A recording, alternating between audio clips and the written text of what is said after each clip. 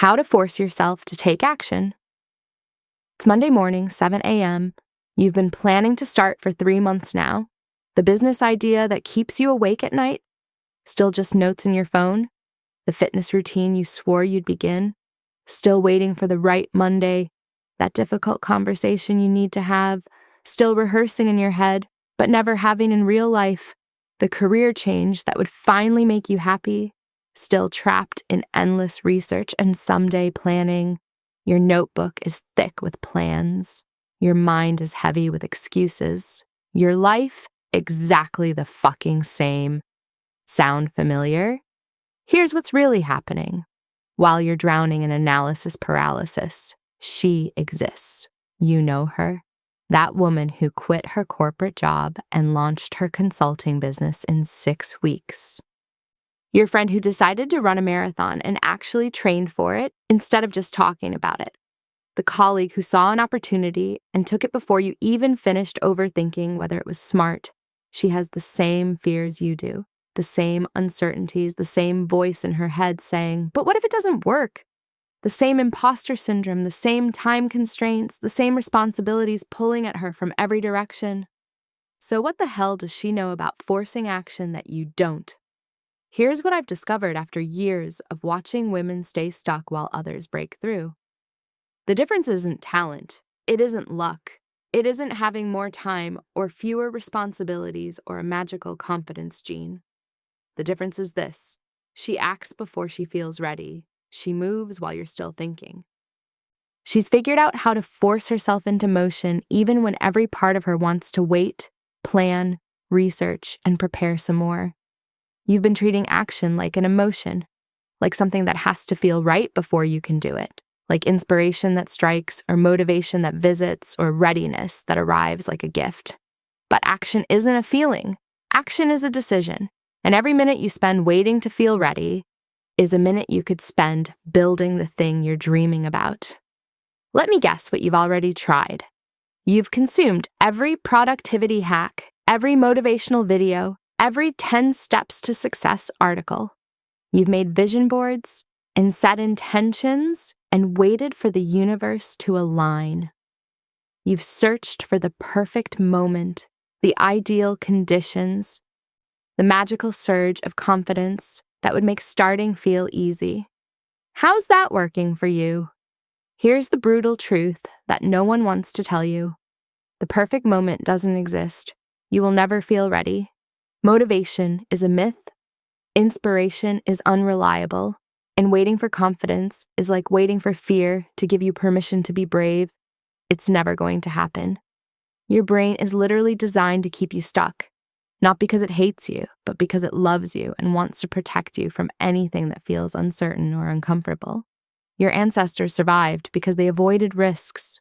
But you're not running from predators, you're running from progress. Every time you get the impulse to act on something important, your brain has about 5 seconds to talk you out of it. 5 seconds to remind you of every reason why this might not work, why you should wait, why you need more information, why today isn't the day. And if you listen to that voice, if you give it even a moment to negotiate, game over.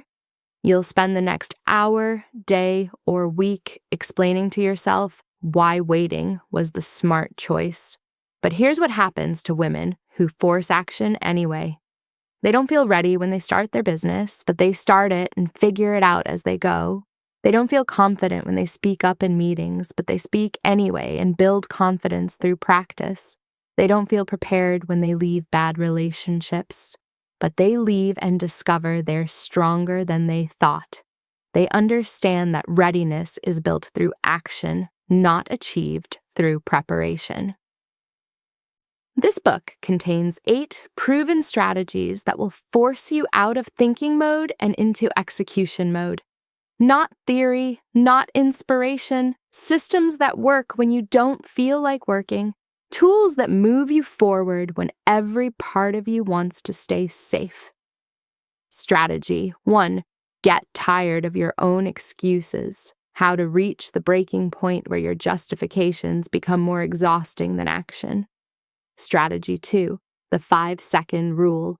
Master the critical window between impulse and resistance and act before your mind stops you. Strategy 3. Break overthinking by starting small. Escape analysis, paralysis with micro actions that create momentum without triggering fear. Strategy 4. Act before you feel ready, because you never will, and that's exactly the point. Strategy 5. Create pressure through deadlines and accountability. Engineer urgency that makes action more compelling than delay. Strategy 6. Say it and do it. Eliminate the gap between words and action to rebuild self-trust and inner integrity. Strategy 7. Build systems that make quitting harder than continuing. Design your environment so the right choice becomes the easy choice.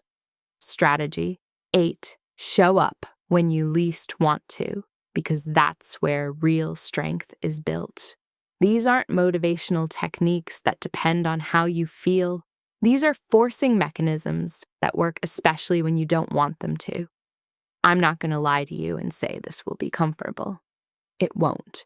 The voice in your head will fight you every step of the way. It will offer you reasonable-sounding excuses, logical delays, and perfectly valid reasons to wait just a little longer.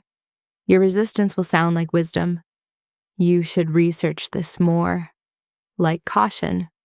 What if you're not qualified? Like responsibility. You have too many other priorities right now. But here's how you'll know it's just resistance dressed up as reason. It always, always, always leads to delay. Real wisdom leads to action, even imperfect action.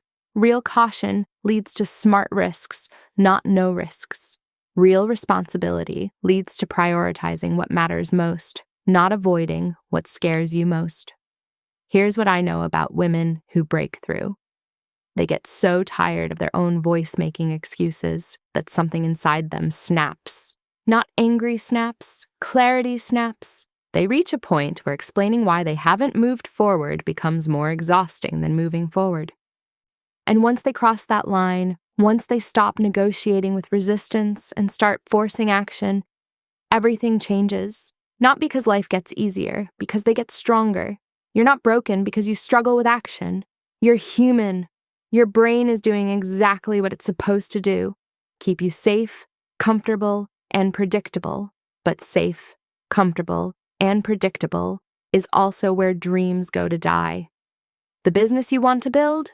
It's waiting on the other side of action. The relationship you want to improve? It requires uncomfortable conversations. The body you want to have? It demands movement when movement feels hard. The career that would fulfill you? It needs you to take risks while you're still uncertain.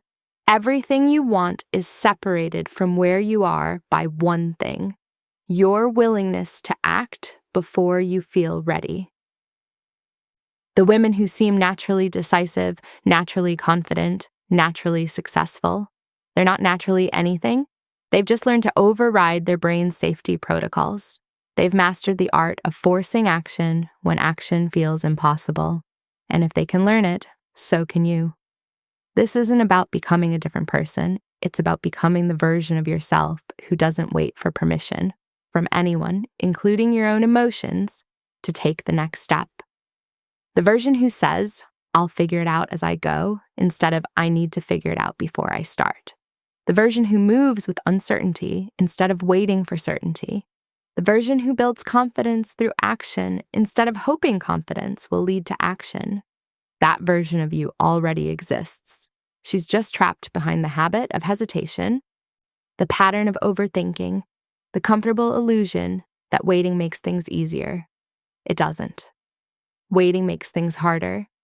Every day you delay is a day your dreams move further away, your confidence shrinks, and your excuses sound more convincing. Every day you tell yourself, tomorrow is a day that tomorrow becomes more distant. Every time you choose comfort over growth, you reinforce the neural pathway that says avoiding discomfort is more important than building the life you actually want. But every day you force action. Messy, imperfect, uncertain action is a day you prove to yourself that you're capable of more than you think. Every time you act despite fear, despite doubt, despite the voice screaming, "Wait!" you build evidence that you can handle whatever comes. That evidence becomes unshakable confidence. Not the fake kind that falls apart at the first sign of difficulty, but the real kind that's earned through showing up when showing up feels impossible. Ready to stop thinking and start doing? Let's force some action. Chapter 1. Get tired of your own excuses. There comes a moment in every woman's life when she gets so sick of hearing her own voice make excuses that something inside her snaps. Not angry snaps, clarity snaps. It's the moment when you're explaining to yourself for the 100th time why you haven't started the business, why you haven't left the relationship, why you haven't applied for the promotion, why you haven't booked the trip, why you haven't had the conversation. And suddenly your own voice sounds foreign to you, like listening to someone else make up stories about why they can't live their life. That's the moment when everything changes, when you stop being your own worst enemy and start becoming your own toughest accountability partner. Most women never reach this point because they're too good at making their excuses sound reasonable, too skilled at dressing up fear as wisdom, delay as strategy, avoidance as caution. I'm not ready yet. The timing isn't right. I need to research more. What if it doesn't work? I don't have enough experience. I should wait until the kids are older. I need to save more money first. I'm too busy right now. Maybe next year. Sound familiar? Here's what those excuses really mean. I'm scared, and I'm choosing comfort over growth. But we don't say that because it sounds weak. So instead, we create elaborate justifications that make our fear sound like intelligence. Let me tell you about Sarah. For 3 years, Sarah talked about starting her own marketing consultancy.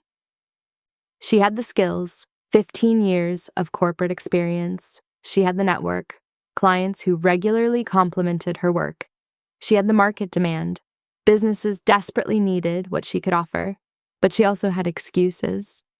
I need to build up more savings first. So she worked another 6 months and saved more money, but somehow it still wasn't enough. I should get my certification updated. So she spent 4 months on coursework that added nothing to what she already knew. The market is uncertain right now. So she waited for economic conditions to improve, but there's always uncertainty somewhere. I need to research the competition more thoroughly. So she spent weeks analyzing what other consultants were doing instead of focusing on what she could offer. Every excuse felt valid in the moment. Every delay seemed reasonable. Every postponement appeared logical. Until the day Sarah heard herself explaining to her sister why she was waiting until next year to start her business. And she realized she'd been having the same conversation for 3 years. That was her snap moment. She wasn't waiting for conditions to improve. She wasn't being strategic or careful. She was being scared and using intelligence as a cover story. The next Monday, Sarah gave her 2 weeks' notice. 6 weeks later, she had 3 clients. 6 months later, she was earning more than her corporate salary. What changed? Not her skills, not the market, not her financial situation. She got tired of her own excuses. Here's what most people don't understand about excuses. They're not protecting you from failure. They're guaranteeing it.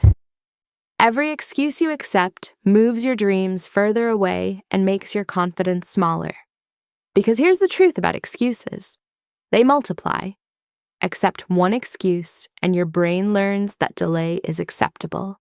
It starts offering you more creative ways to avoid discomfort.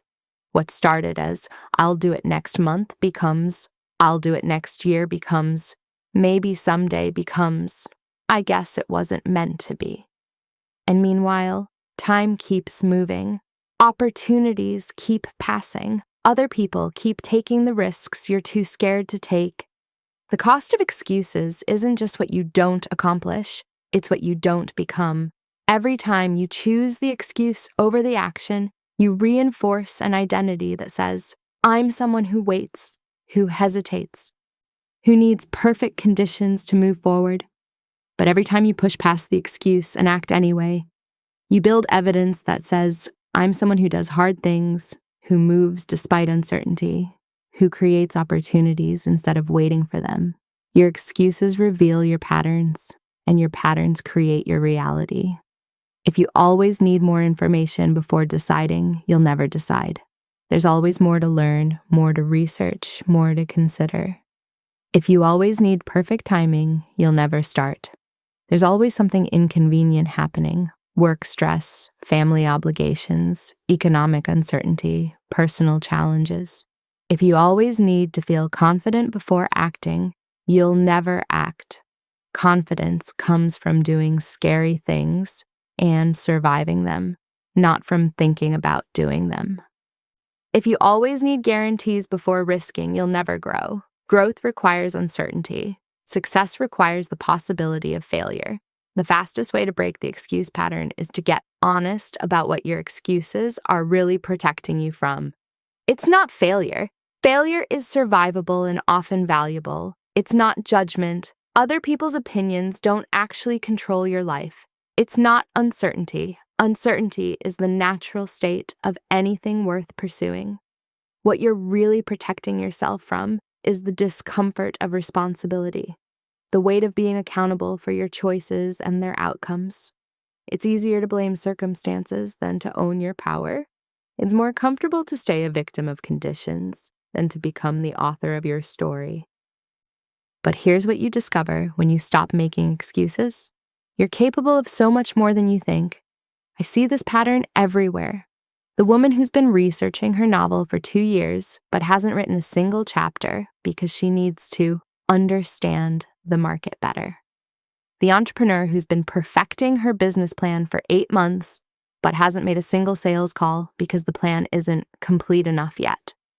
The mother who wants to go back to school but is waiting until her youngest child is older, then her job situation stabilizes, then the family finances improve.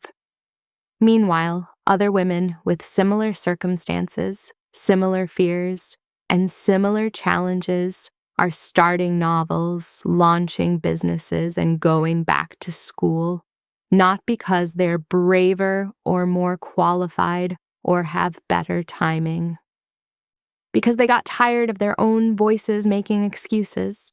The business you're afraid to start, other people with less experience have succeeded. The conversation you're avoiding, others have had it and survived.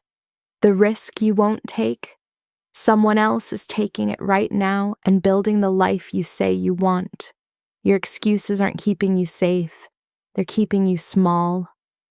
And smallness is the most dangerous place to live because it's where dreams go to die quietly, without drama, without anyone noticing, including you. Getting tired of your excuses isn't about self-criticism or shame. It's about self-respect. It's about recognizing that your time is valuable and your dreams matter, and every day you spend explaining why you can't move forward is a day you could spend figuring out how to move forward. It's about reaching the point where disappointing yourself feels worse than facing your fears. Here's how you know you're ready for this shift. You start hearing your own excuses and rolling your eyes. You catch yourself mid-justification and think, oh, here I go again. You feel embarrassed by your own delays. That embarrassment is healthy. It's your inner wisdom calling bullshit on your inner coward. When Sarah finally heard herself clearly, really heard the words coming out of her mouth about why she couldn't start her business yet, she felt a flush of embarrassment. Not because starting a business wasn't scary, but because she was capable of so much more than her excuses suggested. She was tired of sounding like someone who couldn't handle uncertainty, tired of acting like she needed permission from perfect conditions, tired of treating herself like she was too fragile to take risks. That fatigue with her own limitations became the fuel for her breakthrough. You can manufacture this moment. You don't have to wait for natural excuse fatigue to set in. Start paying attention to the words you use when you explain why you haven't taken action. Write them down. Read them back to yourself. I can't because I need to wait until it's not the right time because I should get more that place first. What if Papa were? Now read those sentences as if someone else wrote them. What would you think about a friend who had been saying the same things for months or years? You'd probably think they were scared and using logic to hide from their fear, and you'd be right. This isn't about self-judgment, it's about self-awareness. Recognition is the first step to transformation. When you can hear your excuses clearly, really hear them as your own voice choosing comfort over growth, something shifts. The spell breaks. The reasonable-sounding justifications start sounding like what they actually are, fears dressed up as wisdom. That's when you can start making different choices. Not because you're not scared anymore, but because being scared of action starts feeling less threatening than being trapped by inaction. The moment you can see your excuses clearly, not as valid reasons, but as fear management strategies, you can start choosing something different. You can start choosing action over analysis, movement over postponement, growth over comfort. You can start getting tired of your own voice making the same reasonable-sounding arguments for why now isn't the time. Because here's what you'll discover. It's never the time until you make it the time. Conditions are never perfect until you decide to work with imperfect ones. You're never fully ready until you start building readiness through experience. The woman who breaks through isn't the one with the best excuses. She's the one who got tired of making them. She heard herself saying, "Not yet," one too many times and decided that "not yet" was no longer acceptable. She realized that waiting for the right moment was just another way of waiting forever. And she chose to act anyway, scared and unprepared and uncertain. Because acting anyway was better than explaining why she couldn't. That choice, choosing action over excuse, changes everything. Not because action is easy, but because it's honest. It's the truth about what you're capable of when you stop negotiating with your fears and start moving through them. Your excuses have been running your life long enough. Time to get tired of them. Time to snap. Time to act. Chapter 2. The 5-second rule. Act before your mind stops you. You have exactly 5 seconds. That's the window between having the impulse to do something important and your brain talking you out of it. 5 seconds to call your mom before you convince yourself she's probably busy. 5 seconds to send the email before you decide it needs more editing. 5 seconds to sign up for the class before you start calculating all the reasons it might not work out. 5 seconds to speak up in the meeting before you convince yourself someone else should say it. Miss that window, and resistance wins. Your brain is faster than you think at sabotaging your progress. The moment it recognizes something that feels uncertain, uncomfortable, or challenging, it starts generating reasons why you should wait, reconsider, or avoid altogether. It sounds like wisdom. Maybe you should think about this more carefully. It feels like caution. What if this isn't the right time? It appears to be logic. You should gather more information first. But it's not wisdom, caution, or logic. It's your brain's survival mechanism trying to keep you safe from anything that feels like risk. The problem is everything worth doing feels like risk. Starting the business feels risky. Having the difficult conversation feels risky. Making the career change feels risky. Taking the trip alone feels risky. Speaking up for yourself feels risky. Putting your work out into the world feels risky. So your brain does what it's designed to do. It tries to protect you by keeping you exactly where you are. And if you give it even a moment to negotiate, it will win. Let me tell you about Maria. Maria had been thinking about asking for a promotion for 8 months. She deserved it. Her performance reviews were stellar. She'd taken on additional responsibilities, and her manager had hinted multiple times that she was ready for the next level. But every time she thought about having the conversation, her brain would jump in with reasons to wait. You should document your achievements more thoroughly first. Maybe wait until after the quarterly review cycle. What if she says no? That would be awkward. You don't want to seem pushy. Maybe she's planning to promote you anyway and you'll look impatient. So Maria would spend hours crafting the perfect email, requesting a meeting, then delete it. She'd mentally rehearse the conversation, then find reasons to postpone it. She'd research salary negotiation tactics, then convince herself she needed to research more. 8 months of thinking, 0 minutes of action. Until the day Maria was in the elevator with her manager and heard herself ask, "Do you have a few minutes this week to talk about my career progression?" No preparation, no perfect timing, no elaborate strategy. Just 5 seconds of action before her brain could stop her. The meeting happened 2 days later. Maria got the promotion. What changed? Not her qualifications. Those had been the same for 8 months. Not the timing. Her manager had been ready to promote her for months. Not the company's budget. The position had been available all along. What changed was that Maria acted within the 5-second window instead of giving her brain time to generate reasons why she shouldn't. Here's what neuroscience tells us about that critical 5-second window. When you have an impulse to act on a goal, you have a small window before your brain's safety mechanisms kick in.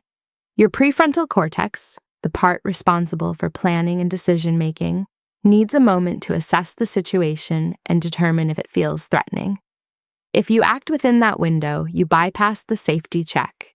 You move before resistance can organize itself. But if you hesitate, if you give your brain time to analyze and assess, it will find problems. It will identify risks. It will generate very reasonable-sounding arguments for why this isn't the right moment. And those arguments will feel true even when they're just fear wearing a logic costume. The 5-second rule works because it's faster than fear. Fear needs time to build its case. It needs space to elaborate on everything that could go wrong. It needs moments to gather evidence about why you're not ready, why the timing is poor, why you should wait. But if you move immediately, if you count 5, 4, 3, 2, 1 and act, you don't give fear the time it needs to stop you. You act from impulse instead of hesitation, from instinct instead of overthinking, from your gut instead of your fears. This isn't about being reckless. It's about recognizing that most of the time, your first instinct is right and your second thoughts are fear. Your first thought, I should apply for that job. Your second thought, but I don't meet all the qualifications. Your first thought, I should start that blog. Your second thought, but what if no one reads it? Your first thought, I should join that networking group. Your second thought, but I'm not good at talking to strangers. Your first thoughts are usually aligned with your goals. Your second thoughts are usually aligned with your comfort zone. The 5-second rule helps you act from your goals instead of your fears. But here's what's crucial. You have to practice it on small things before you can use it on big things. Don't wait for the life-changing moment to try this technique. Use it when your alarm goes off and you want to hit snooze. Use it when you see someone you want to network with at a conference. Use it when you have an idea for improving a process at work. Use it when you want to compliment a stranger. Build the habit of immediate action on low-stakes situations so it's available to you when the stakes are high. The count 5, 4, 3, 2, 1 serves 2 purposes. First, it focuses your mind on action instead of analysis. Second, it creates just enough structure to interrupt the hesitation pattern without giving your brain time to generate resistance. You're not giving yourself time to think. You're giving yourself just enough time to act. Jennifer learned this lesson when she was trying to build her consulting business, but kept hesitating to make sales calls. She would sit at her desk, phone in hand, contact list open, and find herself paralyzed. Her brain would offer helpful suggestions. Maybe you should send an email first. Perhaps you should research their company more. What if you call at a bad time? Those suggestions felt reasonable, so Jennifer would spend hours crafting perfect emails that never got responses, researching companies until she knew more about them than their own employees, and trying to predict the perfect time to call. Meanwhile, her business wasn't growing. Then Jennifer learned about the 5-second rule and decided to test it. She would look at a name on her contact list, count 5, 4, 3, 2, 1, and dial before she reached 0. The first call was awkward. The second was slightly better. By the 10th call, she was having real conversations. By the 20th, she was setting up meetings. Not because she suddenly became a sales expert, but because she stopped giving her brain time to talk her out of taking action.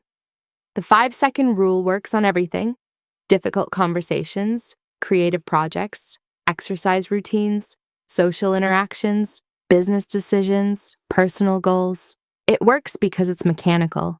You don't need motivation, you don't need confidence, you don't need to feel ready. You just need to count and act.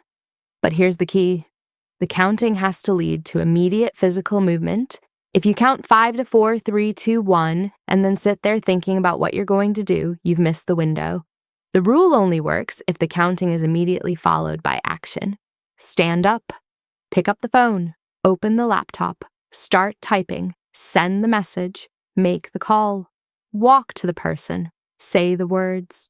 Physical movement before mental resistance can organize itself. This takes practice because you're fighting against years of conditioning that says, think first, act second. The 5-second rule flips that script. Act first, think while you're moving. You can't think your way into action, but you can act your way into clarity. Most people wait for certainty before they move, but certainty comes from experience, and experience comes from action. So if you wait for certainty, you'll wait forever. The 5-second rule helps you build experiences that create certainty. Each time you use it successfully, each time you act within the window and things work out fine, you build evidence that immediate action is safe. You prove to yourself that you can handle uncertainty, that you can figure things out as you go, that waiting for the perfect moment isn't necessary. And gradually, you become someone who acts quickly instead of someone who hesitates endlessly. The woman who seems naturally decisive, she's not naturally anything. She's just learned to act within the 5-second window. The person who appears fearlessly confident, she feels the same fears you do. She just doesn't give those fears time to build their case. The entrepreneur who seems to take risks easily, she's scared of the same things you are. She just moves before the fear can paralyze her. Your brain will always try to protect you from discomfort. That's its job. But your job is to move toward the life you want, not the life that feels safest. And the only way to do that is to act before your brain can talk you out of it. 5, 4, 3, 2, 1. Act. Before you can think of a reason not to. Before you can find a better time. Before you can talk yourself out of it. The moment you feel the impulse to do something that aligns with your goals, you have 5 seconds to act on it. Use them. Chapter 3. Break overthinking by starting small. Overthinking will kill more dreams than fear ever could. It feels productive. It feels like preparation. It feels like being careful and strategic and thorough. But what overthinking really is? Procrastination wearing a responsible mask. You tell yourself you're just figuring things out when you're actually figuring out how to avoid doing anything that feels uncertain. The woman who's been researching her business idea for 2 years but hasn't made a single sale, she's not researching, she's overthinking. The entrepreneur who's spent 6 months perfecting her website copy but hasn't talked to a potential customer, she's not perfecting, she's overthinking. The author who's outlined every chapter of her book but hasn't written a single page because the structure isn't right yet. She's not planning, she's overthinking. Here's the truth about overthinking. It's your brain's way of making you feel busy while keeping you safely stuck. It gives you the illusion of progress without any of the risks that come with actual progress. Your brain loves overthinking because it gets to feel smart and important while staying in complete control. No uncertainty, no variables you can't predict, no chance of failure because you never actually try anything. But here's what your brain doesn't tell you. While you're thinking, other people are doing. While you're analyzing, they're learning through experience. While you're planning, they're building. While you're researching, they're getting results. The fastest way to break the overthinking cycle isn't to think better, it's to act smaller. So small that your brain can't make it threatening. So small that overthinking feels more exhausting than just doing the thing. So small that you run out of ways to complicate it. Let me tell you about Sarah. Sarah had been working on her online course for 8 months. She had detailed spreadsheets comparing course platforms. She had researched her competitors so thoroughly she could teach a masterclass on their pricing strategies. She had 47 different outlines for what the course might include. What she didn't have? A single minute of recorded content. Every time she sat down to create, her brain would offer helpful suggestions. You should finalize the curriculum first. Maybe you need better recording equipment. What if you choose the wrong platform? Shouldn't you validate the market demand more thoroughly? What if people don't like your teaching style? These seemed like legitimate concerns, so Sarah would spend hours addressing each one, researching solutions, creating more detailed plans. The course kept getting more elaborate in her mind and more overwhelming to actually start. Until the day Sarah decided to record one 3-minute video explaining one simple concept from her potential course. Not the perfect intro video, not the professionally produced welcome module, just one tiny piece of content to see if she could actually do this. She used her phone. She didn't script it perfectly. She just hit record and explained how to set up a basic email autoresponder. 3 minutes, imperfect, but done. That 3-minute video changed everything. Not because it was brilliant, it wasn't, but because it proved to Sarah that she could create content without perfect equipment, without a finalized curriculum, without knowing every detail of how the course would work. It gave her evidence that she could figure things out as she went. Within 2 weeks, Sarah had recorded 10 more short videos. Within a month, she had launched a beta version of her course to 5 people. Within 3 months, she had 30 paying students, not because she suddenly became a course creation expert, because she broke the overthinking cycle by starting impossibly small. Here's why starting small works when overthinking doesn't. Overthinking feeds on complexity. The more variables there are to consider, the more your brain can find to worry about. But when you make something small enough, there aren't many variables left to analyze. It's hard to overthink sending one email. It's easy to overthink launching an email marketing campaign. It's hard to overthink writing one paragraph. It's easy to overthink writing a book. It's hard to overthink making one sales call. It's easy to overthink creating a sales strategy. When you start small, you remove most of the things your brain wants to worry about. There's simply not enough complexity to fuel extensive analysis. Small actions also create momentum in a way that thinking never can. When you think about doing something, nothing changes in your external reality. You end where you started, with the same challenges, the same uncertainty, the same blank page or empty business or unchanged situation. But when you take a small action, any small action, something shifts. You have evidence that you can move forward. You have new information about what works and what doesn't. You have a tiny bit of progress that your brain can build on. Movement creates motivation, not the other way around. Most people wait to feel motivated before they start moving. But motivation is actually a result of action, not a cause of it. When you do something, anything that aligns with your goals, your brain releases dopamine, the reward chemical that makes you want to do more. But you can't get that reward by thinking. You only get it by acting. The key is making the action small enough that you can take it even when you don't feel motivated. Jennifer learned this when she was paralyzed by the idea of getting in shape. Every January, she would create elaborate workout plans, research nutrition programs, and join expensive gyms. By February, she'd be back to her old habits, feeling guilty about wasted money and broken promises to herself.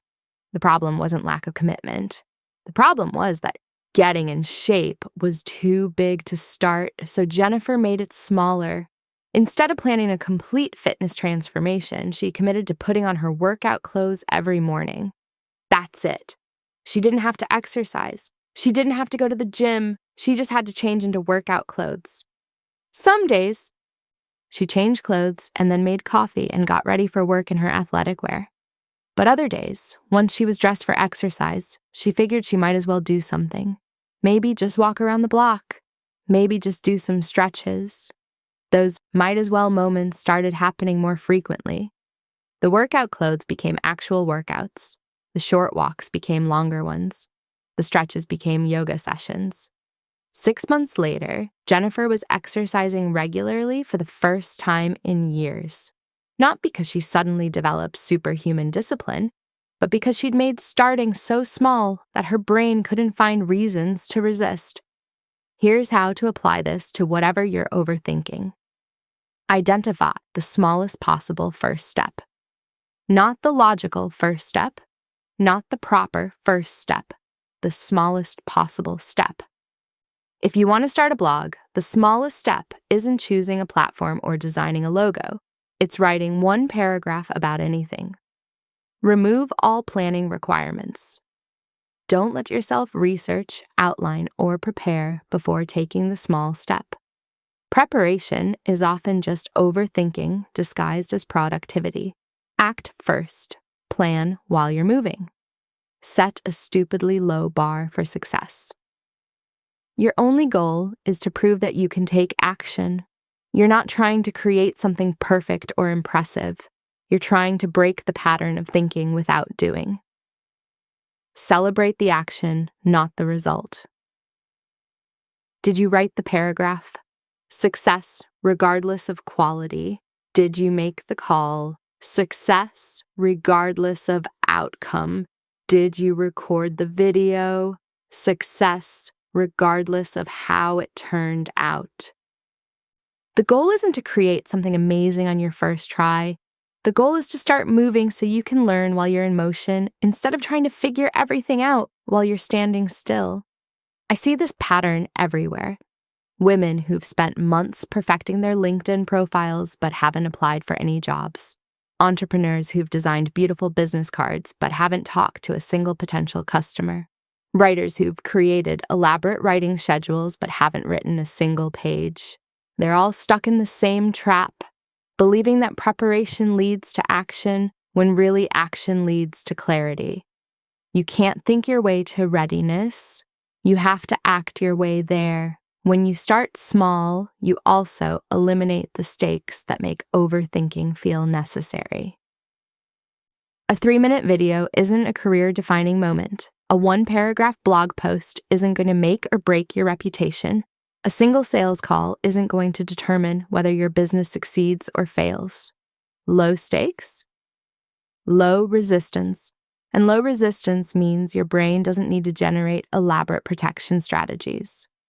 Overthinking feels safe because it keeps you in control, but control is an illusion when it prevents you from making progress.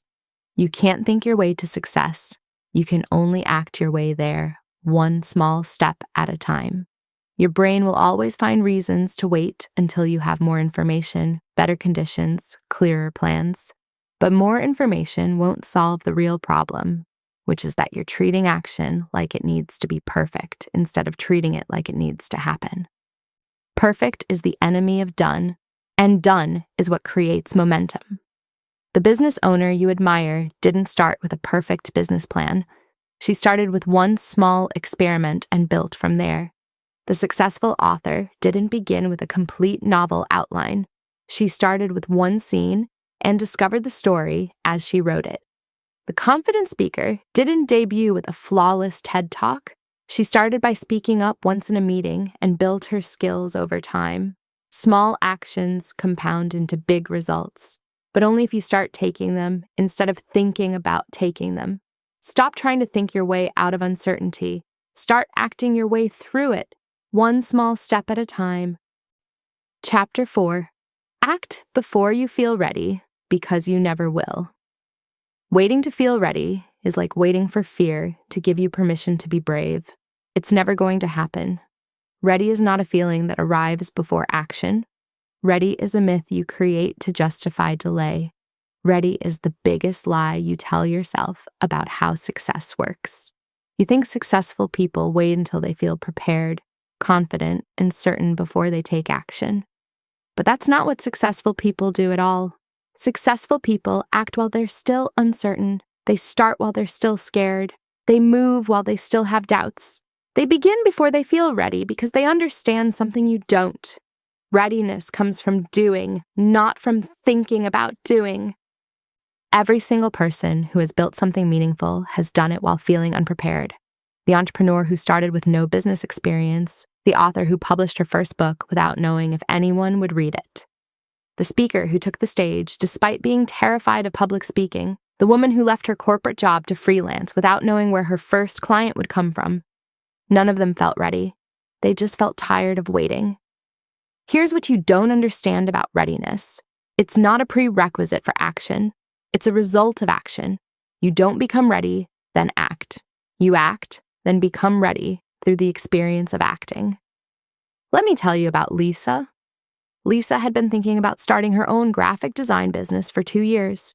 She'd been working at an agency, dreaming of creative freedom, building up her portfolio, saving money for the transition, but she never felt ready. I should get more client-facing experience first. Maybe I need to understand business finances better. I should build a stronger network before I go out on my own. What if I can't find enough clients? What if I'm not good enough to make it on my own? These concerns felt valid. So Lisa kept working at the agency, waiting to feel more confident, more prepared, more certain. 2 years passed. Lisa's skills had improved, her savings had grown, but she still didn't feel ready. The bar for ready enough kept moving higher, until the day Lisa got laid off. Suddenly, she didn't have the luxury of waiting to feel ready.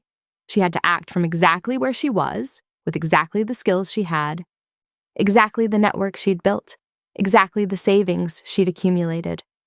3 months later, Lisa had landed her first 3 freelance clients. 6 months later, she was earning more than her agency salary. A year later, she had a waiting list. What changed? Not her skills, she was already talented. Not her network, she already knew plenty of people in the industry. Not her understanding of business. She learned that as she went. What changed was that she stopped waiting for readiness and started building it through action. Here's the truth about readiness. The things you think you need to feel ready are not the things that will actually make you successful. You think you need more confidence, but confidence comes from surviving challenges, not avoiding them. You think you need more knowledge. But most valuable knowledge comes from experience, not books. You think you need better conditions, but successful people learn to succeed within imperfect conditions. You think you need more certainty, but certainty is a luxury that nobody gets when they're building something new. The skills you need to succeed are developed through practice, not preparation. The confidence you want is earned through action, not acquired through research. The readiness you're waiting for is built through doing the thing you don't feel ready to do. This applies to everything: starting a business, changing careers, ending relationships, having difficult conversations, pursuing creative projects, taking leadership roles, making investments, moving to new cities. Nobody feels ready for the things that matter. Jennifer learned this when she kept putting off having a difficult conversation with her business partner about their company's direction. For 6 months, Jennifer watched their business stagnate because she and her partner had different visions for where the company should go. But every time Jennifer thought about addressing the issue, she felt unprepared. I should organize my thoughts better first. Maybe I need to research similar situations and how they were handled. I should wait until I can present a complete alternative plan. What if the conversation goes badly and ruins our partnership? I'm not good enough at difficult conversations yet.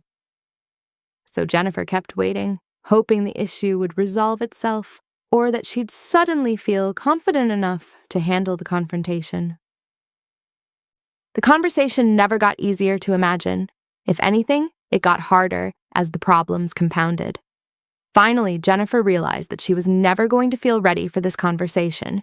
She could prepare for 20 more years and still feel nervous about potentially difficult reactions. So she scheduled the meeting anyway. The conversation was uncomfortable. There were tense moments, but it wasn't the disaster Jennifer had imagined. More importantly, it led to clarity about their different goals and a plan for restructuring the partnership that satisfied both of them. What Jennifer discovered was that her partner had been feeling the same tensions, but had also been waiting for the right moment to address them. Both had been paralyzed by the same myth that difficult conversations require feeling ready before having them. The conversation didn't go perfectly, but it went well enough, and well enough was infinitely better than the months of stress and stagnation that came from avoiding it. Here's what you need to understand. Perfect readiness is not required for successful action. You don't need to feel completely confident. You just need to be willing to learn as you go. You don't need to have all the answers. You just need to be comfortable finding them along the way. You don't need to eliminate all risks. You just need to be willing to handle whatever comes up. You don't need perfect conditions. You just need to work skillfully with the conditions you have. The woman who seems naturally bold and confident, she feels the same fears and doubts you do. She just acts anyway because she's learned that courage isn't the absence of fear, it's action in the presence of fear. The entrepreneur who appears naturally decisive, she second-guesses herself just like you do. She just makes decisions anyway because she's learned that decisive action with imperfect information beats perfect analysis with no action. The speaker who looks completely comfortable on stage, she still gets nervous. She just speaks anyway because she's learned that confidence comes from repeatedly doing the thing that scares you, not from waiting until it stops being scary. Acting before you feel ready is a skill. And like any skill, it improves with practice. Start with small things. Apply for the job you don't quite qualify for. Share the creative project before it's perfect. Speak up in the meeting even though you're not sure your idea is fully formed. Send the email without editing it 17 more times. Build the habit of moving forward while uncertain. Train yourself to act from commitment rather than comfort. Because here's what you'll discover. Most of the things you think you need to feel ready are unnecessary. Most of the preparation you think is required is just procrastination. Most of the fear about not being ready is worse than the reality of figuring things out as you go. The most successful people I know all have one thing in common. They're comfortable being uncomfortable. They've learned to operate effectively while feeling uncertain, nervous, or out of their depth. They don't wait for courage. They act courageously. They don't seek confidence. They build it through repeated action. They don't look for the perfect moment. They make imperfect moments work. This shift in mindset changes everything. Instead of asking, "Am I ready?" you start asking, "Am I willing?" Instead of waiting for certainty, you become comfortable with uncertainty. Instead of seeking guarantees, you learn to trust your ability to adapt and problem solve as challenges arise. Every entrepreneur who ever launched a business did it before feeling ready. Every author who ever published a book did it before feeling like a real writer. Every leader who ever took charge did it before feeling qualified to lead. They understood that readiness is not a feeling you wait for. It's a capacity you develop through action. Think about every major transition in your life. Starting college, beginning your first job, getting married, having children, buying a house. Did you feel completely ready for any of them? Probably not. But you did them anyway, and you figured out how to handle the challenges that came up. You already have evidence that you can succeed without feeling ready. You just need to apply that same willingness to the goals you're currently postponing. The business idea you've been researching for months? Stop researching and start a tiny version. The book you want to write? Stop outlining and start with one chapter. The relationship conversation you've been avoiding? Stop preparing and schedule it for this week. The perfect moment isn't coming. The ideal conditions aren't arriving. The complete confidence isn't developing. But opportunities are passing while you wait. Chances are disappearing while you prepare. Time is moving while you hesitate. Act before you feel ready. Not because you'll never feel nervous or uncertain, but because readiness is something you earn through doing, not something you wait to receive through thinking. The life you want is waiting on the other side of action, not on the other side of readiness. Stop waiting. Start acting. Figure it out as you go. That's what everyone else is doing anyway. Chapter 5. Create pressure through deadlines and accountability. Nothing moves until you give it a real deadline. You can talk about your goals all day long. You can write them in journals, put them on vision boards, discuss them with friends, and think about them constantly. But if there's no deadline attached, it's just a wish with good intentions. A deadline makes it real. A deadline puts time pressure on the table. It transforms someday into by this specific date. It forces your brain to stop treating the goal like something you'll do eventually and start treating it like something that must be done now. Without that pressure, there's no urgency. Without urgency, there's no focus. Without focus, there's no progress. That's why most people stay stuck in the planning phase forever. Not because they don't know what to do, but because they haven't created any consequence for not doing it. But here's what's crucial. The deadline has to be real, not flexible. A flexible deadline is just another excuse waiting to happen. I want to finish this by the end of the month, but if I don't, that's okay. Is not a deadline. It's a suggestion your brain will ignore. A real deadline has weight. It has consequences. It makes delaying more uncomfortable than acting. Let me tell you about Rachel. Rachel had been talking about getting certified as a personal trainer for 3 years. She'd researched programs, saved money for courses, and talked endlessly about how much she wanted to help people transform their health. But she never actually enrolled in any certification program. Every few months, she'd get excited about it again, look at course schedules, maybe even fill out application forms. But then she'd find reasons to wait. This program starts at an inconvenient time. Maybe I should save more money first. I should get in better shape myself before teaching others. 3 years of perfect reasons, 0 progress, until Rachel's company announced they were eliminating her position in 6 months. Suddenly, becoming a personal trainer wasn't just something she wanted to do someday.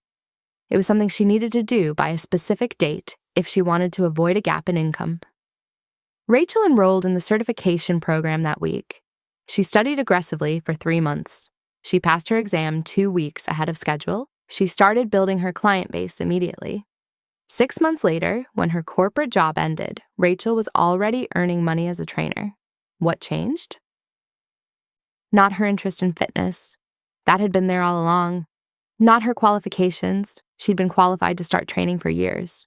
Not her knowledge. She'd been researching the field endlessly. What changed was that she finally had a real deadline with real consequences. The pressure of needing income by a specific date transformed her relationship with the goal. It stopped being something she'd get around to eventually and became something she had to accomplish immediately. Here's the truth about pressure. It's not your enemy. It's your edge. Pressure focuses attention. It eliminates distractions. It forces prioritization. It turns nice to have into must do. It makes you resourceful, efficient, and decisive in ways comfort never could. Most people avoid creating pressure because they think it will make them stressed. But here's what they don't understand. The stress of having no deadline is worse than the stress of having a tight one. When you have no deadline, you carry the weight of unfinished goals indefinitely. Every day becomes a reminder that you're not making progress. Every week stretches into months of the same conversations with yourself about when you'll finally start. That chronic, low-level stress of perpetual delay is more exhausting than the acute stress of a challenging deadline. But when you set a real deadline and commit to meeting it, something shifts. You stop carrying the mental load of when will I start and focus on how will I finish. The key is making the deadline meaningful. It can't just be a date you picked randomly. It needs to connect to something that matters to you. Maybe it's a public commitment that would be embarrassing to break. Maybe it's a financial investment that you'll lose if you don't follow through. Maybe it's an opportunity that won't wait for you to get around to it. Jennifer learned this when she finally launched her consulting business after years of getting ready. For 2 years, Jennifer had been preparing to leave her corporate job and start offering marketing consulting services. She'd built an impressive portfolio, saved money for the transition, and researched her target market extensively. But she never actually made the leap. Every time she thought about giving notice, she'd find one more thing she needed to prepare. I should have 3 months of expenses saved instead of 2. Maybe I should get 1 more certification. I should validate my pricing model more thoroughly. The goal kept getting pushed back. Maybe next quarter. Definitely by the end of the year. First thing next year for sure. Until Jennifer's best friend asked her to be the maid of honor at her wedding. A wedding that was happening in 6 months in Italy. Jennifer wanted to be there, but she couldn't afford to take unpaid time off from her corporate job for an international trip. If she wanted to attend her best friend's wedding, she needed to be working for herself by then. That deadline changed everything. Jennifer gave her notice the following Monday. She launched her consulting practice 8 weeks later. She had 3 clients by month 4. She made it to the wedding with money to spare. The deadline wasn't arbitrary. It was connected to something Jennifer cared deeply about. That emotional weight made it impossible to ignore or postpone. Here's how to create pressure that actually works. Set specific dates, not vague timeframes. By the end of March is vague. By March 31st at 5 p.m. is specific. Specificity eliminates wiggle room. Attach consequences you care about. If missing the deadline doesn't matter to you, you'll miss it. Connect your goal to something that does matter. Money, reputation, relationships, opportunities. Make it public. Tell people about your deadline, post about it, create social accountability. When other people know about your commitment, backing out becomes harder. Put money on the line. Sign up for the expensive course, book the non-refundable trip, make the investment that you'll lose if you don't follow through. Financial pressure is immediate and motivating. Create domino effects. Schedule things that depend on meeting your deadline. If you want to launch your business, schedule a networking event where you'll need business cards. If you want to write a book, schedule a reading where you'll need pages to share. The most effective accountability combines external pressure with internal commitment. It's not enough to just tell people about your goals. You need to create consequences that matter to you personally. Whatever form it takes, the accountability needs to create discomfort when you don't follow through. Comfort breeds complacency. Discomfort breeds action. But here's what's critical. Once you set the deadline, you have to protect it. Your brain will offer you very reasonable-sounding arguments for why you should extend it. Life will present legitimate obstacles that make meeting the deadline challenging. Other people might suggest you're being too hard on yourself. Don't negotiate. The moment you treat your deadline as flexible, you train your brain that deadlines are suggestions, and suggestions are easy to ignore. Sarah learned this lesson when she committed to launching her online course by her birthday. 3 weeks before the deadline, Sarah's course wasn't quite finished. The content was good, but not perfect.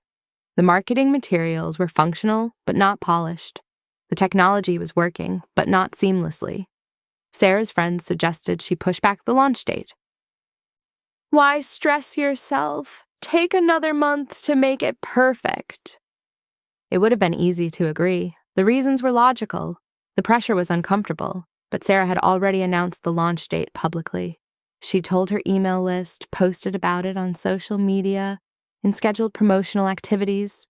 So she launched on her birthday with an imperfect course. 6 months later, that imperfect course had generated more revenue than Sarah's part-time job. The students loved it despite its imperfections.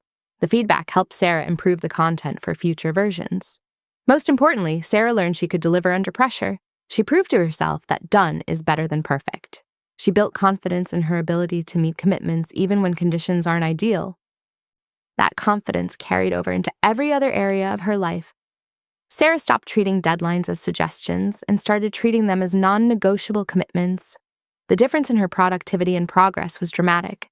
Here's what happens when you consistently meet deadlines you set for yourself. You build a different identity. You become someone who follows through on commitments, who delivers under pressure, who treats their own goals as seriously as other people's requests. That identity shift is powerful because it changes how you approach every challenge. Instead of wondering if you'll be able to handle something difficult, you know you can because you have evidence of doing hard things on schedule. Most people never develop this confidence because they never put themselves in positions where they have to deliver under pressure. They keep their goals safely vague and their timelines comfortably flexible. Pressure isn't something that happens to you, it's something you create for yourself. And once you learn to use it strategically, once you understand how to manufacture urgency that serves your goals, you stop being someone who waits for the right moment and become someone who creates the right moment. The goal you've been thinking about for months? Give it a deadline. Not a comfortable one, a deadline that makes you a little nervous. Then protect that deadline like your success depends on it. Because it does. Author Chapter 6. Say it and do it. No delay between words and action. The gap between what you say and what you do is where self-respect goes to die. Every broken promise to yourself chips away at your inner trust. Every commitment you make and don't keep erodes your confidence in your own word. Every time you say, "I'll do it," and then don't, you train your brain to stop believing anything that comes out of your mouth. This is why so many women feel stuck and powerless. Not because they lack ability or opportunity, but because they've destroyed their relationship with themselves through repeated patterns of saying one thing and doing another. But here's the secret that high achievers know. Your word to yourself is the most important promise you'll ever make. When you say you're going to do something, and you do it immediately, without delay, without negotiation, without excuses, you build something more valuable than any external validation: unshakable self-trust. Most people treat their promises to themselves as suggestions. They'll move mountains to keep commitments to others, but will casually break commitments to themselves without a second thought. I'll start exercising next Monday. Monday comes and goes. I'll finish that project this weekend. Weekend passes, project untouched. I'll have that difficult conversation before the end of the week. Weekends, conversation avoided. They do this so habitually, they don't even notice the damage it's causing. But the damage is real and cumulative. Every broken self-promise makes the next one easier to break. Every delay makes delay feel more acceptable. Every excuse makes excuses feel more reasonable. Until you reach a point where your own word means nothing to you, where you can't trust yourself to follow through on anything important, where you feel helpless and out of control because you've proven to yourself repeatedly that you can't be relied upon. But this pattern can be reversed, and the reversal starts with one simple commitment. Say it and do it. No delay between words and action. Let me tell you about Amanda. Amanda was a chronic overpromiser and underdeliverer, not to others. She was incredibly reliable professionally.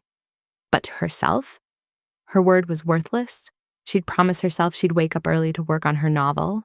She'd hit snooze instead. She'd commit to meal prep on Sundays. She'd order takeout all week. She'd vow to stop checking social media during work hours. She'd scroll mindlessly all day. She'd declare she was going to organize her finances.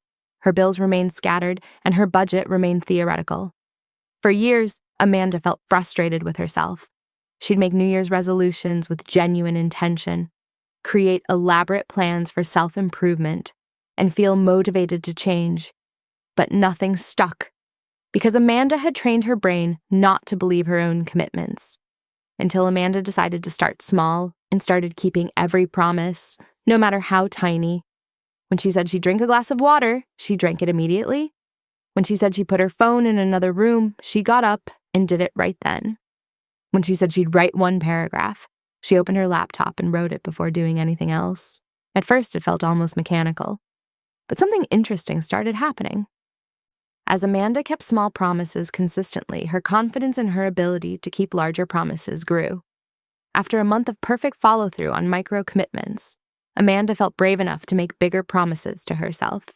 And because she'd rebuilt her self-trust through smaller actions, she actually kept them. 6 months later, Amanda had completed a first draft of her novel, paid off her credit card debt, and established daily routines that supported her goals. What changed wasn't her circumstances. What changed was her relationship with her own word. Here's why immediate action is crucial. The gap between saying and doing is where resistance breeds. When you say, "I'll do it later," you give your brain time to generate reasons why later isn't ideal. When you say, "I'll start tomorrow," you open space for tomorrow to become the day after that and the day after that. But when you eliminate the gap, When you act immediately after speaking, resistance doesn't have time to organize itself. This doesn't mean you have to do everything immediately. It means that when you say you'll do something, you either do it now or you schedule a specific time to do it and treat that scheduled time as non-negotiable.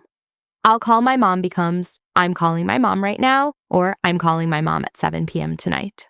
I should update my resume becomes, I'm opening my resume file right now, or I'm scheduling 1 hour this Saturday morning to work on my resume. The key is removing the vague space between intention and action where procrastination lives. Jennifer learned this lesson when she was trying to build her freelance writing business, but kept breaking promises to herself about client outreach. Every Monday, Jennifer would promise herself she'd send 5 pitch emails to potential clients. But by Friday, she'd have sent none. She'd spend the week feeling guilty about not following through, which made her feel worse about her business prospects, which made her less motivated to pitch, which reinforced the cycle. Jennifer realized she was treating her business goals like optional suggestions rather than actual commitments.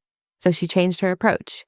Instead of saying, I'll send pitch emails this week, Jennifer started saying, I'm sending 1 pitch email right now, and then immediately opening her laptop and sending it before allowing herself to do anything else. Instead of promising herself she'd network at some point, she'd say, I'm commenting on 1 LinkedIn post right now, and then do it immediately. Instead of vowing to update her portfolio eventually, she'd say, I'm adding 1 project to my portfolio right now, and then spend 10 minutes doing exactly that. The transformation was immediate. When Jennifer eliminated the gap between saying and doing, her business started growing, not because she was doing more work overall, but because she was doing the right work consistently instead of feeling guilty about not doing it. This principle works for everything: health goals, financial goals, relationship improvements, career development, creative projects, personal organization. The magic isn't in what you say you'll do. The magic is in closing the gap between saying and doing.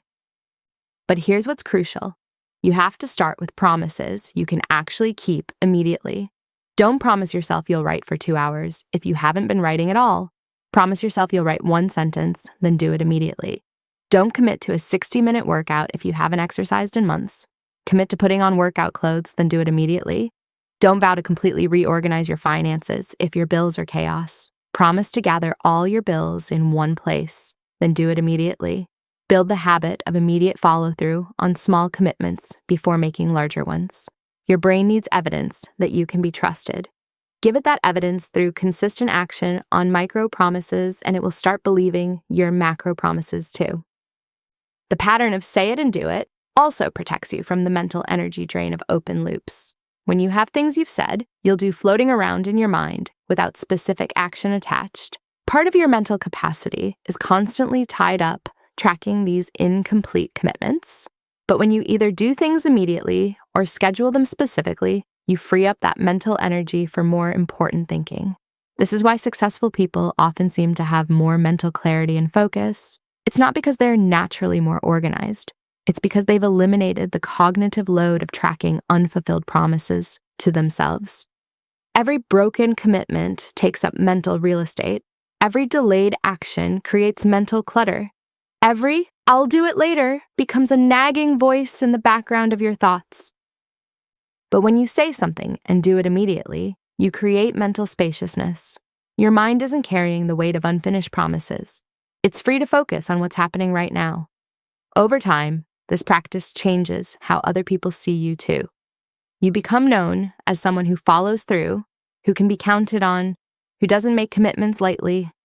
But more importantly, you become someone you can count on. When you trust yourself to do what you say you'll do, you stop hesitating to make commitments. You stop doubting your ability to handle challenges. You stop feeling powerless in your own life. You start making bigger promises because you have evidence you can keep them. You start setting more ambitious goals because you trust yourself to work toward them consistently. You start believing that change is possible because you've proven to yourself that you can create it. This shift happens gradually, but it's profound. Women who master the say it and do it principle report feeling more confident in all areas of their lives. They feel less scattered, less overwhelmed, less guilty about unfinished business. They start to see themselves as reliable, competent people who follow through on what they commit to. And when you see yourself that way, you naturally start making better choices about what to commit to in the first place. You stop making casual promises you don't intend to keep. You stop overcommitting because you know you'll have to follow through. You become more selective about your words because you've learned they have real weight. The gap between where you are and where you want to be isn't just about action. It's about the integrity of your word to yourself. Close that gap. Say it and do it. No delay, no negotiation, no exceptions. Your future self is counting on you to keep the promises your current self makes. Don't let her down. Chapter 7. Build systems that make quitting harder than continuing. Most people fail, not because they lack ability, but because quitting is too convenient. When something gets difficult, uncomfortable, or boring, they have an easy exit.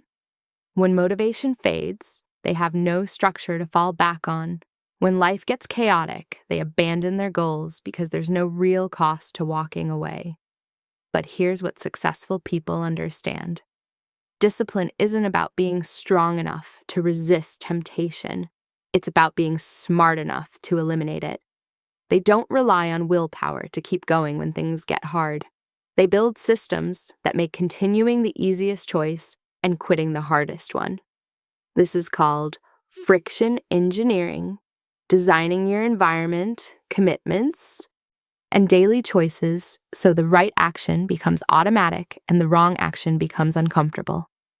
When you engineer your situation correctly, you remove the constant internal battle between what you want to do and what you should do. The system makes the decision for you. Let me tell you about Catherine. Catherine had tried to build a consistent writing habit dozens of times.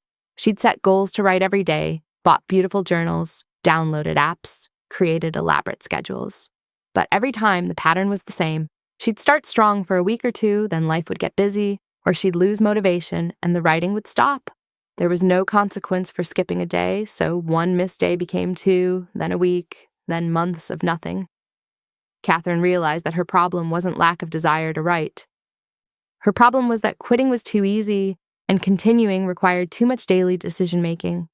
So Catherine changed the game. First, she made quitting expensive. She signed up for an expensive writing workshop that met weekly and required participants to submit pages. If she didn't write, she couldn't participate in the workshop she'd already paid for. Second, she made continuing easier.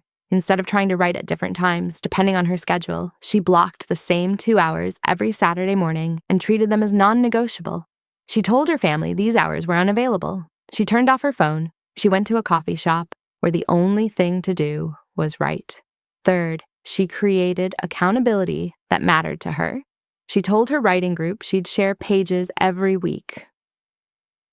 As someone who hated letting others down, this external pressure kept her committed, even when she didn't feel inspired. The result? Catherine wrote her first novel in 8 months. Not because she suddenly developed superhuman discipline, but because she made the system work for her instead of against her. Here's the key insight. Your environment is stronger than your willpower. If you keep ice cream in your freezer and rely on willpower to avoid eating it, you'll eventually eat it. But if you don't buy ice cream in the first place, willpower isn't required. If you keep your phone next to your bed and rely on discipline to avoid checking it first thing in the morning, you'll eventually check it. But if you charge your phone in another room, there's no temptation to resist. If you tell yourself you'll go to the gym when you feel like it, you'll rarely feel like it. But if you pack your gym bag the night before and schedule workouts at the same time every day, you remove the decision-making that usually leads to avoidance. The goal is to make good choices automatic and bad choices inconvenient. Jennifer learned this when she was trying to build her consulting business, but kept getting distracted by low-value activities. Every morning, Jennifer would sit down to work on client projects, but somehow she'd end up spending hours on social media, checking email, or doing busy work that felt productive but didn't move her business forward. By the end of each day, she'd feel frustrated that she hadn't accomplished anything meaningful, but the pattern kept repeating. Jennifer realized she needed to engineer her environment to support her priorities instead of fighting against them. She started by making distractions harder to access. She deleted social media apps from her phone. She used website blockers during work hours. She put her phone in a drawer, so checking it required deliberate action rather than automatic reflex. Then she made productive work easier. She prepared her workspace the night before with all materials ready. She wrote her top 3 priorities on a sticky note where she couldn't miss them. She blocked specific time periods for specific types of work. Most importantly, she created consequences for getting distracted. She committed to sending a weekly progress email to a mentor who was tracking her business development. If she'd wasted time on distractions instead of doing client work, she'd have to admit that in writing to someone whose opinion mattered to her. Within a month, Jennifer's productivity doubled. Not because she developed better self-control, but because she removed the need for self-control by designing a system that made focus the path of least resistance. Here's how to engineer your own success systems. Make the wrong choice inconvenient. Remove temptations from your environment. Delete apps that waste your time. Put obstacles between yourself and the behaviors you want to avoid.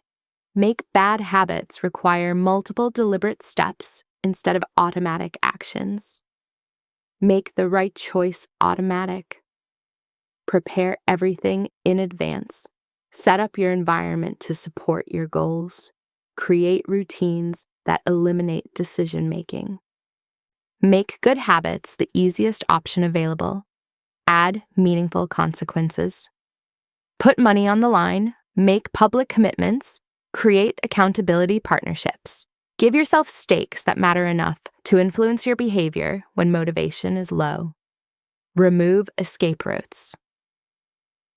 Sign up for things you can't easily cancel. Make commitments that depend on your follow-through. Create momentum that would be costly to interrupt. Stack success triggers. Link new habits to existing routines. Use environmental cues to prompt desired behaviors. Build chains of actions that support each other. The most powerful systems combine all these elements.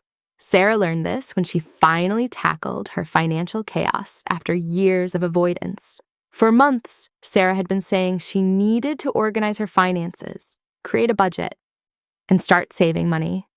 But every time she sat down to work on it, she'd feel overwhelmed by the complexity and find excuses to do something else instead. Sarah decided to engineer a system that would force progress and make avoidance uncomfortable. She scheduled a monthly meeting with a financial advisor who expected to see updated numbers each month. Missing this meeting would mean paying for professional time while having nothing to show for it, a waste Sarah couldn't tolerate. She automated her savings, so money was transferred immediately when her paycheck arrived, before she could spend it on other things. This removed the daily decision about whether to save and made saving the default option. She set up all her bills on autopay and reviewed them weekly during a scheduled money date with herself every Sunday morning. This turned financial management from an overwhelming project into a predictable routine. She made spending more conscious by switching to cash for discretionary purchases, which created natural friction around impulse buying. Most importantly, she made progress visible by tracking her net worth monthly and celebrating improvements, which created positive reinforcement for the behaviors that supported her financial goals. 6 months later, Sarah had eliminated her debt, built an emergency fund, and felt completely in control of her money for the first time in her adult life. The power of systems thinking extends beyond personal habits to every area of goal achievement. Want to eat healthier? Don't rely on willpower when you're hungry. Plan and prep your meals in advance. Remove unhealthy options from your house. Make healthy choices more convenient than unhealthy ones. Want to exercise consistently? Don't depend on motivation to get you to the gym. Schedule workouts like appointments. Lay out your workout clothes. Find an exercise partner who will hold you accountable. Want to build a business? Don't wait for inspiration to guide your actions. Create systems for consistent marketing, regular client communication, and ongoing skill development. Make business development activities routine rather than sporadic. The goal isn't to eliminate all challenge from pursuing your objectives. The goal is to remove unnecessary friction that has nothing to do with the actual work required to succeed. Think of it this way. You want all your mental energy focused on the actual challenge of your goal. Writing good content, serving clients well, building meaningful relationships, creating value. You don't want to waste mental energy fighting basic logistics like remembering to work out, deciding what to eat, or overcoming the same daily temptations.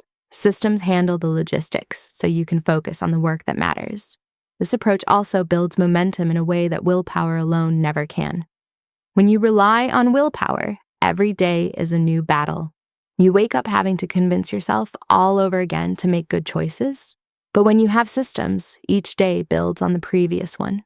The structure you created yesterday supports today's progress, which makes tomorrow's progress more likely. The system gradually transforms not just your behavior, but your identity.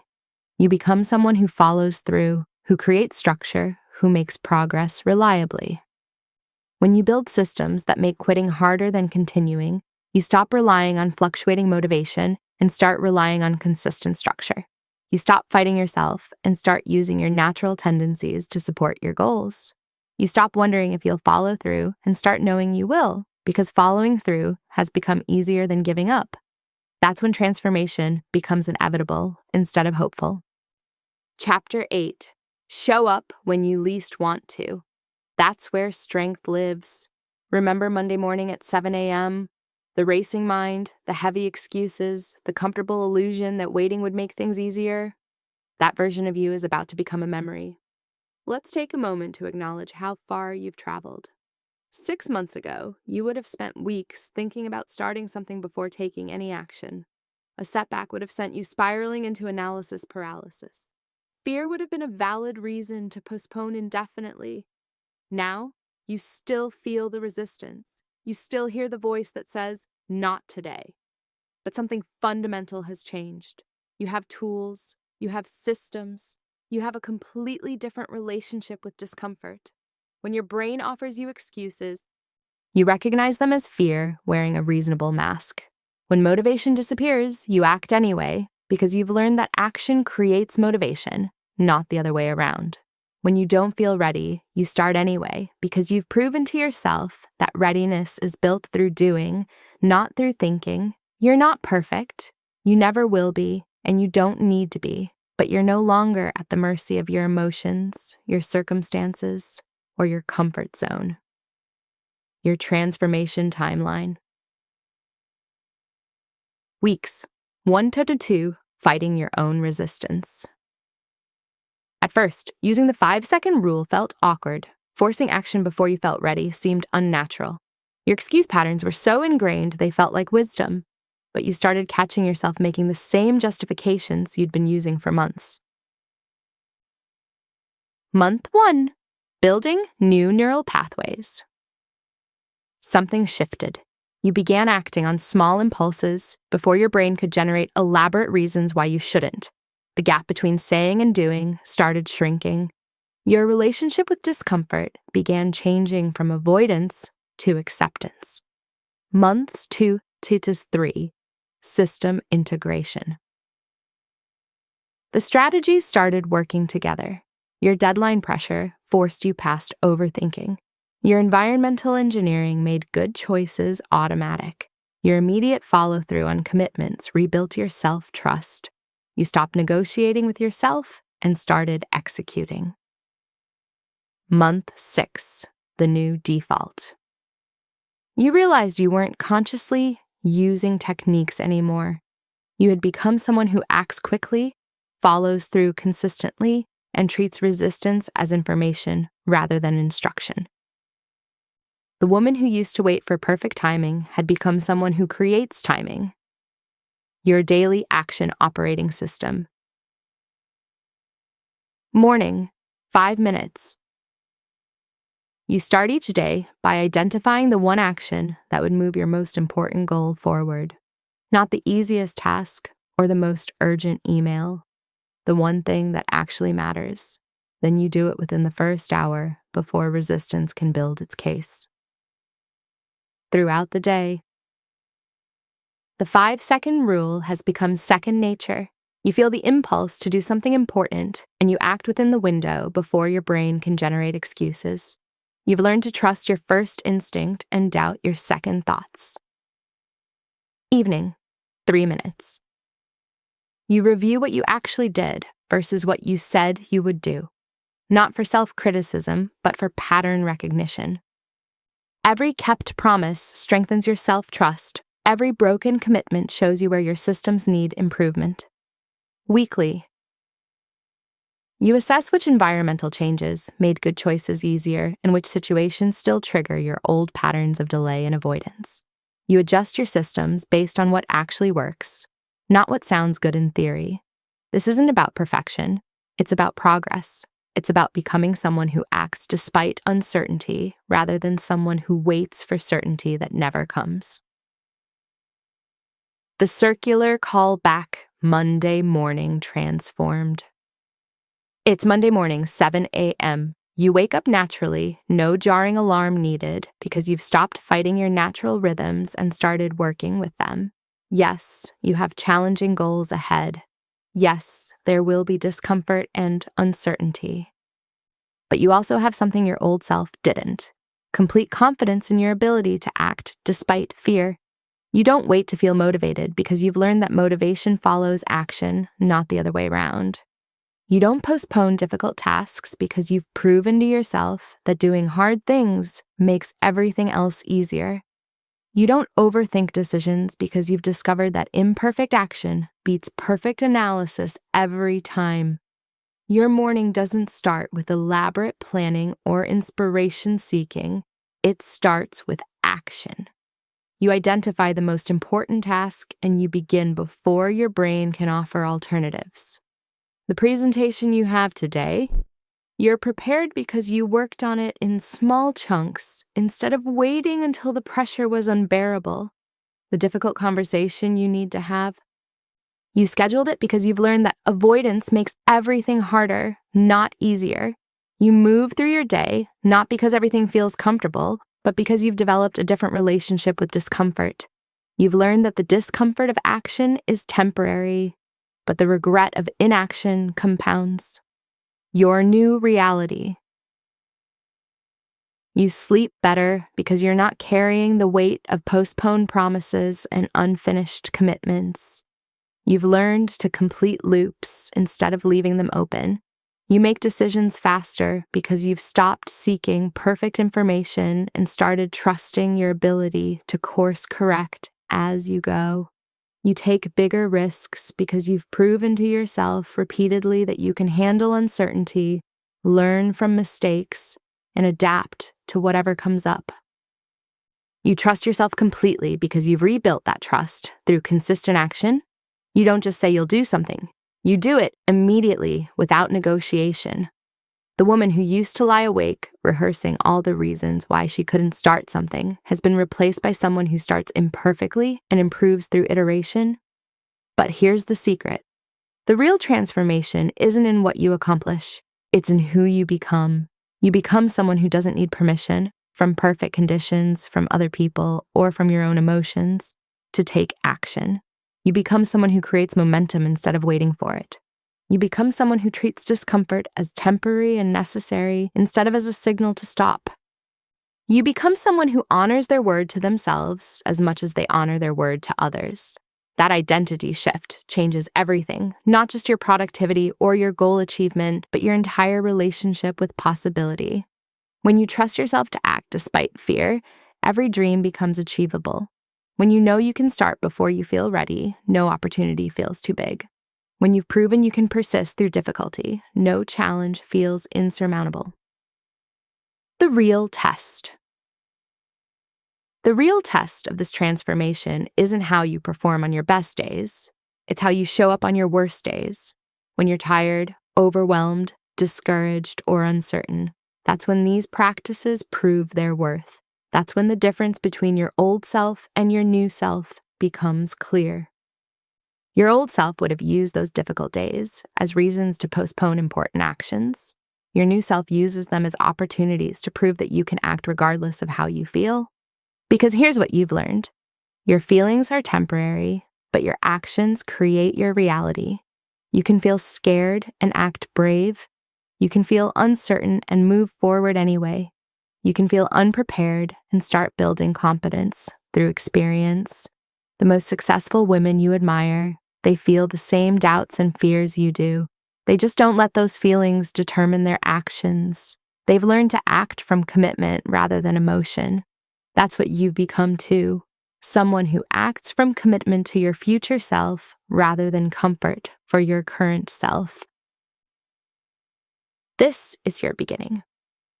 This isn't the end of your growth. It's the beginning of a completely different way of living. You're no longer someone who hopes to take action someday. You're someone who takes action today. You're no longer someone who waits for the right moment.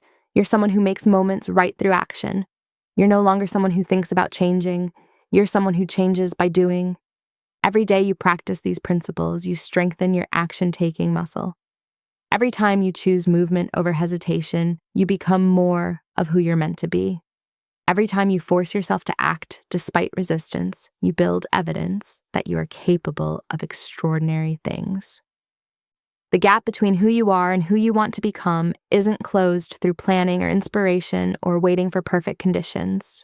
It's closed through consistent, immediate, imperfect action, one decision at a time, one commitment at a time, one moment of courage at a time.